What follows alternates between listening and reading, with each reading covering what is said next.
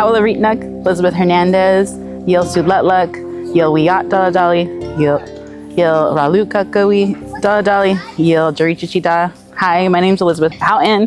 I am a Wiyot Tribal member. My family comes from the mouth of the Ill River, and I come from Tablebluff, as well as Eureka, California. We're here at the 2025 Wiyot Stick Game Camps. We have about 20-something youth out here working on their sticks, cracking acorns, learning about our traditions and our culture. And it's a beautiful, cloudy day here on the bluff. Hello, my name is Alfredo Calderon. We're here in Tablebluff Rancheria at the Wiyot Tribe Reservation, and we have our stick games workshop. Well, I've been seeing it unfold, and some of these kids really like interacting with each other and having the opportunity to have something that they're building together, as well as learning, brings them closer and closer together, which I think is really important for them. It's recording. Now you gotta do is just point and shoot at people. Look at that. See over there. Look at that. What is happening? I'm recording you. I'm You can talk in it. Hi. Hi, Tom. How you doing? Good. I'm recording you. Oh, hi.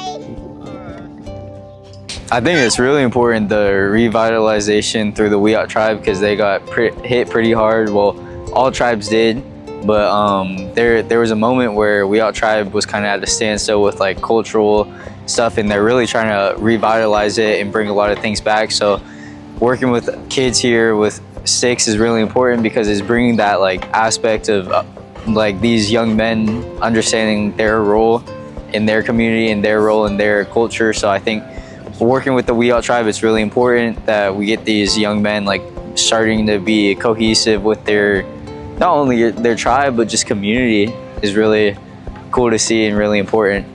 Just being here as a group, as a community, is so important for all of us to make those connections with each other and build those relationships. That's the foundation of our traditions and cultures, to be one, to be unified. And so not only are the kids learning a little bit about our traditional stick games and our traditional foods today, but they're also getting the opportunity to spend time together, spend time with our knowledge bearers, and just, you know, develop those friendships. My name is Jonah, and we're at the stick game workshop. Right here is the first stick I've ever made, and I've really been wanting to play sticks because I've never played it before. It looked really fun as I have been watching it, and it's a great game, and I love it. I was really excited to hear that we were doing this. So today we made sticks and tassels this morning. So these are tassels. And then there's these long, So this is a stick. You use it like, you put it on that, you put it on the edge, then you throw it as far as you can. It helped us not get into any wars against other people. Hi, my name is Jake. We are here at the stick game workshop. We made the sticks and tassels. Oh, those are mine. I'll give them right back. I just need to use them for a second. So, and these are tassels.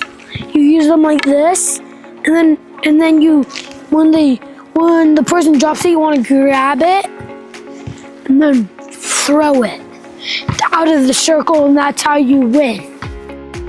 This is very important because it is part of their traditions, and some of the coolest things that I've seen is for them to like actually be focused, you know, like I can see that sometimes they struggle with keeping focus, and like for them to like get their stick to be like the smoothest part, for them to be really engaged with not just with each other, but like you know, focused in on themselves and what they're building, I think is really cool. So far, the kids have been working on sanding down their sticks and making their handle, making the grip so they can hold it and be comfortable holding it. And I think it's, you know, they're learning the amount of effort and intention behind, you know, a simple stick, you know, it's not just easy. You don't just carve it out in one day. You know, it takes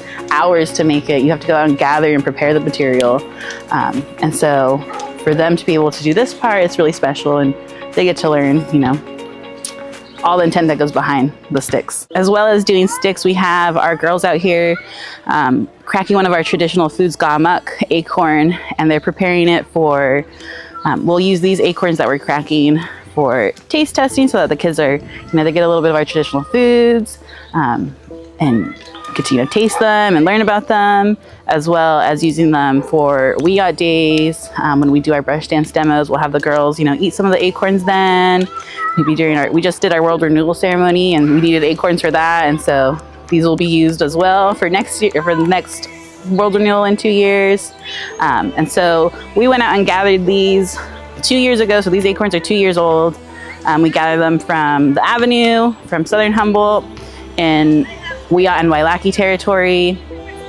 And now they've been curing for 2 years, and the girls are out here shelling them and getting them ready to process. After this, we're gonna teach the girls how to ground them up, and then I'll teach them how to leash them for several days and then show them how to cook them up. And we might do some acorn muffins with them as well.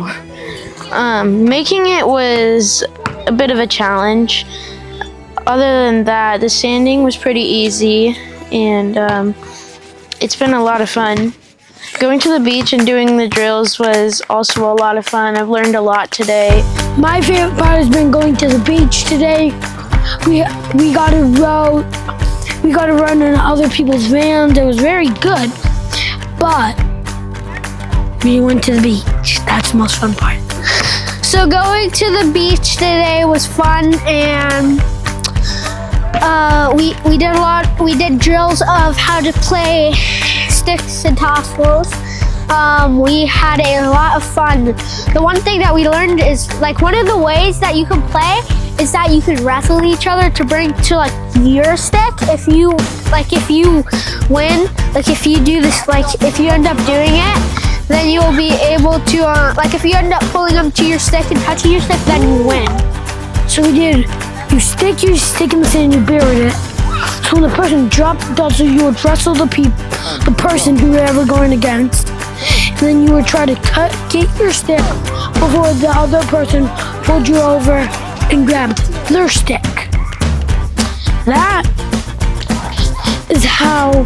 That's what we did there. Something unique that's within like each tribe and each village, and depending on like where you descended from, it could be here, it could be somewhere out east, it could be in another country. Like if you come from that place or you're born at that place, you could be of like many different tribes, but there's something about like that's special about our people because of our connection to the area and the land. 2, 1, go.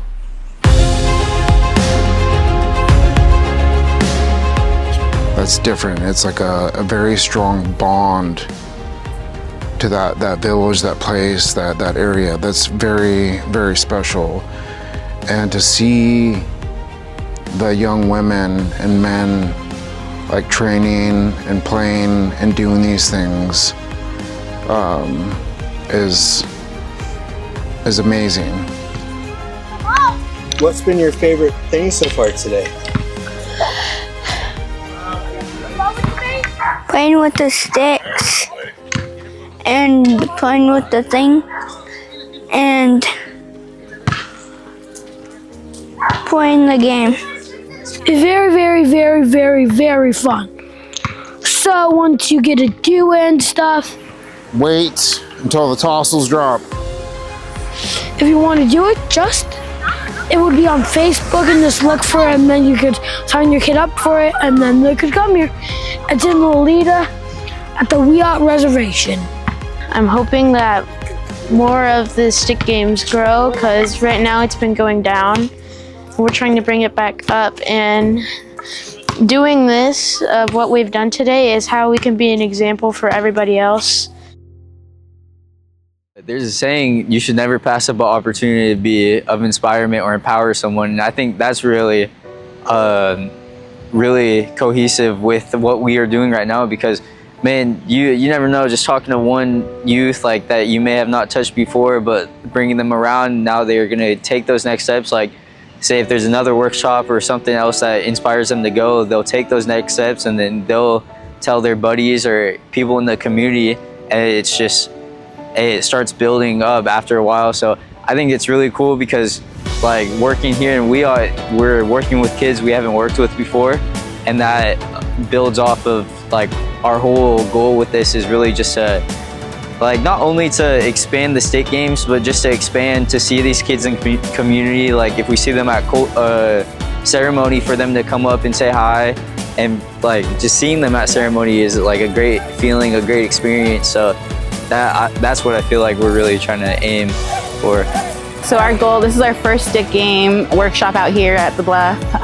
We're hoping to build on it. Me and Zach have been talking about doing a girls stick game workshop because we girls traditionally did participate in sticks.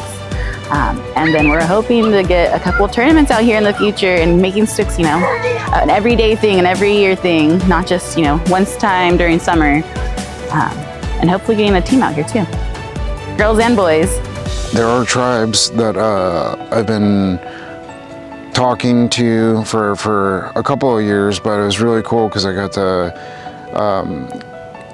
get a picture sent of a woman from the Ho-Chunk tribe holding a stick and what looks like to be tassels and how they played their game. That was very similar to ours, with very similar rules for conflict resolution.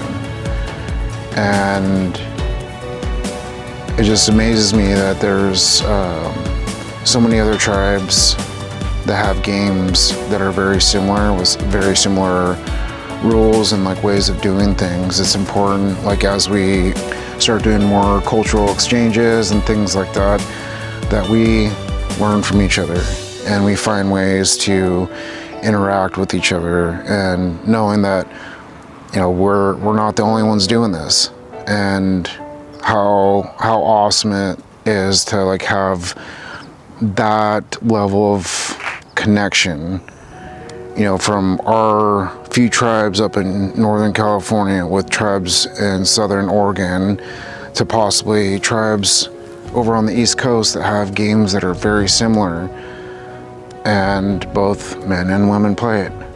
It's amazing, and the things that we're doing to connect these things are going to be exciting for, you know, the future of, you know, what we're trying to do with you know, our kids, and the exposure they're going to get to not only our way of doing things for each individual tribe, but tribes in the surrounding area, tribes in other states, tribes across the country. You know, it's something really exciting and something to look forward to. It's very important to our culture because, well, it's more than just a game. I think what we do with stakes is not only to develop like young stakes players, but it goes way further than just stake games. It's really important to understand that we're trying to make these young men really like grow in the community. So that's what stakes really does, is like they first understand like, oh, they see other youth doing it at their age and they think it's really cool, and those are the first like stepping stones for them to be involved with community. And then once they see that, they realize like, oh, it's not just something that we do, but it's like it's who we are, and it's rooted in us. And there's a lot of people before us that paved the way for us to even be able to practice and do this tradition. So I think it's really important seeing these other youth, and it's not only inspiring to like these other youth, but it's inspiring to adults, like getting their kids involved. They're like really touching with the community and like their cultural aspects. So I think it's really important that we get these youth to start coming, because it's one stepping stone to another, working on things. One thing that's really special about this for me is when I was growing up, we were just relearning all of our traditions and our practices. And so it was really it was rare and occasional when we had events like this growing up for myself. So it's especially special to me to be able to have these events as frequently as possible with this generation and this group of kids. So that's a part of their everyday life. It's everyday living. It's not, you know, we only have stick games one time during the summer, or we only do brush dance once a year. It's part of our everyday living, our practices every day. You know, we wake up, we give thanks to Creator, we, you know, say our prayers, smoke ourselves, and then we go and live in this, you know, modern world. And we integrate all these little traditional practices into it, you know? There was a period of time where we just stopped doing things, and to see this come back and knowing that we did these things in, you know, certain areas, that it's important that if we don't practice these things, if we don't do anything about it, it'll be lost forever. And we want to keep these things here, we want to keep them grounded, and we want to build this back up to where people are proud of their heritage and they're proud of the knowledge that was passed down to them, so that we can continue these things into the future. Learning that from Zach, that the warriors are being looked up on by everyone in their tribe, and seeing how this is like something that brings them together, you know, bringing this for me is a first. I know that some of these kids have played stick games before, but for the majority of the kids here, it's their first time. So I would like to see it again. If we can do it next year, maybe a couple of days, you know, so that, you know, like they can get a little bit more acquainted and they can like have like a little tournament perhaps. That would be great. And inviting other tribes as well, that would be amazing. That would be a goal for the future. It's just really cool to see all these kids. Like they don't even have to play sticks. Like, we don't force them to do it, but it's just really cool to see that team building and them like encouraging one another. For example, like one kid, he was taking his running slow and all the kids kind of ran back just to encourage him and run with them. So I think that's really what we're trying to aim for, is just to see the community aspect in it. Like I mean, I've said it before, but it's a dying culture. So we really try to encourage and inspire our youth to be able to take on these next steps to teach their youth that. So yeah, I think it's really important that we keep on doing this tradition. It's also so special for me that our kids, you know, they keep these stories alive, they keep the traditions alive, because, you know, I won't be here forever, and we need somebody to pass it down to the next generation, like Tommy over here, the 4-year-old.